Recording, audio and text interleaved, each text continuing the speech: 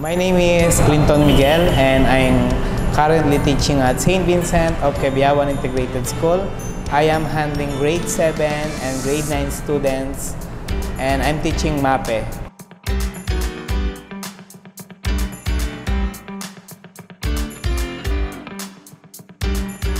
Ang gamification ay ang pagsali ng laro sa pagtuturo upang mas maengganyo ang mga bata na mas matuto at mas maengganyo sila na mas mag-aral. Ito ay ang paggawa sa simpleng klase ng isang interactive at talaga namang nakaka-enjoy para sa mga estudyante.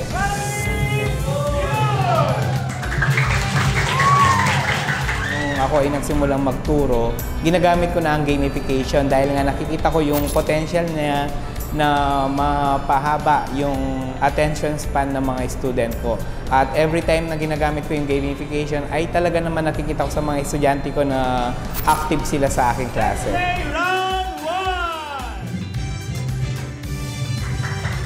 Sobrang familiar kasi ng mga bata sa Family Feud kasi laging trending yung Family Feud Kaya kapag sinabi mong Family Feud, ay alam na agad ng mga bata at sobrang nag-enjoy sila sa Family Feud. Lalo na kapag nagtanong ka na nag-survey ako ng 100 bata at ang top answers ay nasa board, talagang nakukuha mo yung attention ng mga bata.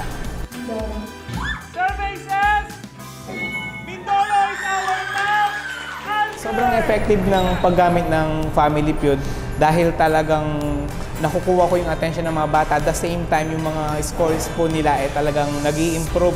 Makikita mo na may improvement talaga dahil tumatatak sa bata yung mga lessons. Muling kikislap ang mga gabi, muling babalik ang mga ngiti, muling magliliwanag ang mundo. Nung kontakin ako ng Family Feud, nabigla ako, hindi ako makapaniwala na ang sabi, interviewin daw ako ni Ding Dong. Welcome dito po mismo, live sa Family Feud, si Mr. Clinton Miguel.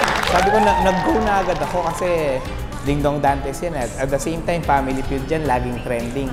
Kaya talagang napakasaya ko at napaka-exciting na mainbitahan ako dito sa Family Feud. Lalo na po ako, lagi kong ginagamit ang Family Feud sa aking klase and sa school.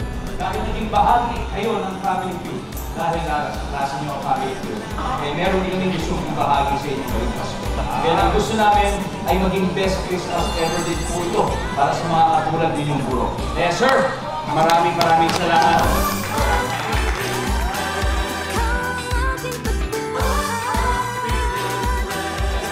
Tayong Family Feud t-shirt.